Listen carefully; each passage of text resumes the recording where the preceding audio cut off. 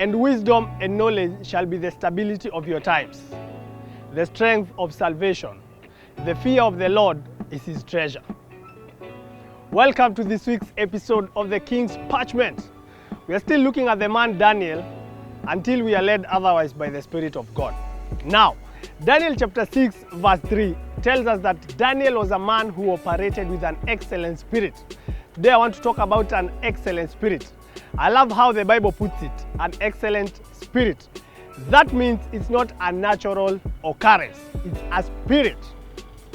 The only way you can operate with an excellent spirit or be a man or a woman of excellence is by joining yourself or connecting yourself to the most excellent one, the King of Kings and the Lord of Lords. He is known to be successful in all that he does, all that he ever did, all that he does, and all that he will ever do. There is no margin of error with our Lord Jesus Christ. Actually, Colossians 2 verse 3 tells us that he is the custodian of all wisdom and knowledge.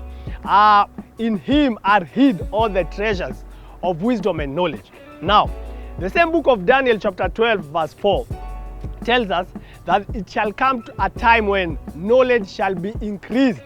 And actually, we are living in the days when knowledge is increased.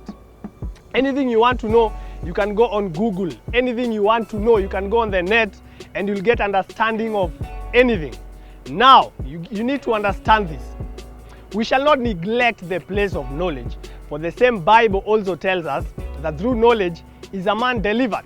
But you need to understand that the only way to be an excellent man or woman, not to remain at the average level, is to be connected to the one that makes great, that is our Lord Jesus Christ himself. So, even as we seek after knowledge, even as we seek after expertise in various fields, in our areas of operation, let us not forget that in the beginning it should be God. Genesis chapter 1 verse 1. In the beginning, God. Even as we get understanding and inspiration from various sources, let us not forget that the main source of everything is the Creator himself, Jehovah God. Now, this man Daniel, the only reason he was recognized as a man with an excellent spirit is because he was connected to God. Verse 5 of the same chapter 6 tells us that when the princes sought an occasion against Daniel, they could find none against him, but they sought to find fault with him in the area of him obeying God, in the area of him being a man that sought after God. That is the only way you and I can operate with an excellent spirit. So, I urge you, I encourage you today that, my brother, my sister, continue seeking after God. We are a generation that is very much invested in the area of knowledge, but we are slowly drifting away from investing in the area of our relationship with God.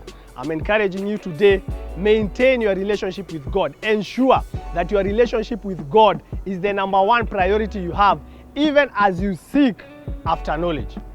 You can get this and many more episodes of The King's Parchment on my YouTube channel, David King Ireri. Till we meet next week, grace and peace. Grace and peace.